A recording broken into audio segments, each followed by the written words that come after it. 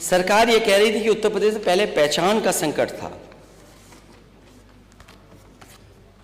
पता नहीं क्यों इस बात को कहा जाता है कि पहचान का संकट था उत्तर प्रदेश को। पहचान का संकट कैसे हो सकता उत्तर प्रदेश को? जिस उत्तर प्रदेश ने सबसे ज्यादा देश को प्रधानमंत्री दिए हों, प्रधानमंत्री के साथ साथ कोई भी देश का पैरामीटर होगा ग्रोथ का, बिना उत्तर प्रदेश के वो बेहतर नहीं हो सकता।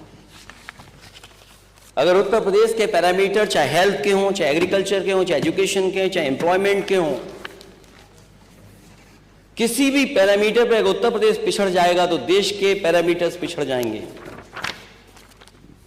अगर ये बात कही जाती है पहचान का बहुत बड़ा संकट था, ये बात किसी को समझ में नहीं आएगी। और अगर पहचान का संकट था 2012 से लेकर के 2017 में,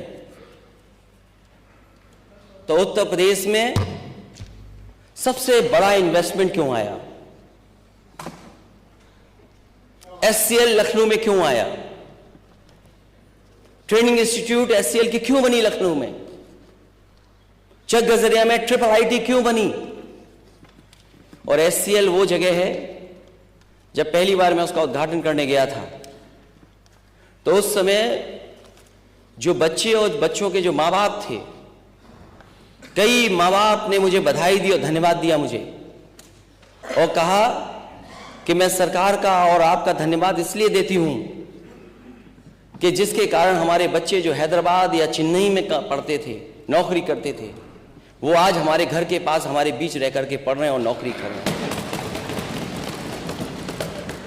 अध्यक्ष महोदय, जो भी मुझे उसमें करना था, सरकार की तरफ से जो भी सुविधाएं देनी थी, उस समय के अधिकारियों ने मिलकर के रास्ता निकाला और वो सुविधाएं दी। उसका परिणाम ये है।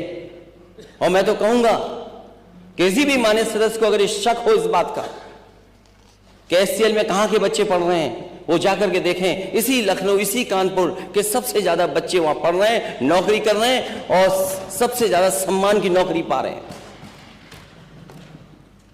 हो सकता है 6000 से ज्यादा व्हाइट कॉलर जॉब कर रहे हैं वहां पर।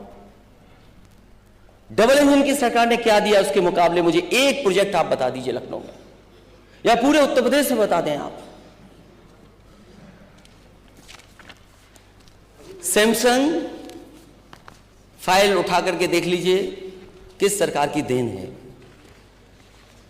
जो उसको सरकार की तरफ से इंसेंटिव मिलना था,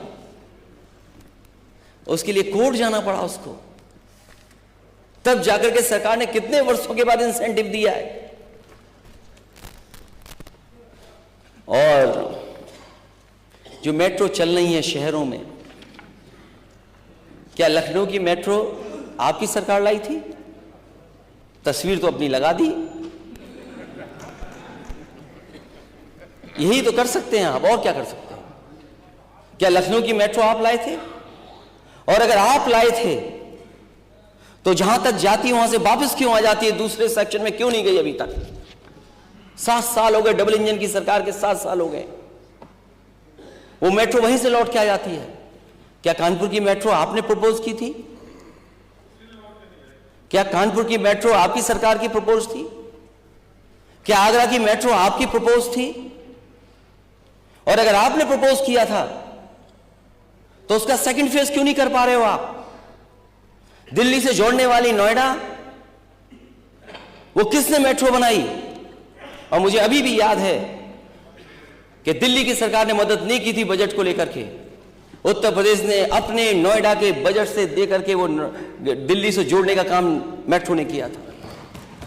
नोएडा टू ग्रेटर नोएडा किसने मेट्रो दी थी? मैं जानना चाहता हूं, जो पहचान या पहचान का संकट था, अगर संकट कोई पैदा कर रहा है डेवलपमेंट को लेकर के या अर्बनाइजेशन को लेकर के, तो वो आपकी सरकार है, वो संकट पैदा कर रही है। क्या ये मेट्रो स्मार्ट सिटी का हिस्सा नहीं है? और जब इसका जवाब आए अध्यक्ष महोदय, मैं जानता हूं ये दाएं बाएं इधर उधर जाने कहां तक लेके जाते हैं, क्या ये स्मार्ट सिटी का हिस्सा नहीं है? और मुझे याद है मैंने बनारस को भी मेट्रो दी थी, लेकिन आपने बनारस की मेट्रो नहीं बनने दी। और जब आप पहली ट्रिप में गए थे झांसी, मुझे आज भी याद है, और कई बार on the floor of house में ये बात कह चुका हूं, आपने कहा था कि झांसी से दिल्ली को जोड़ने के लिए एक्सप्रेसवे बनाया जाएगा। क्या वो एक्सप्रेसवे बन गया 7 साल में? झांसी में मेट्रो बन गई क्या?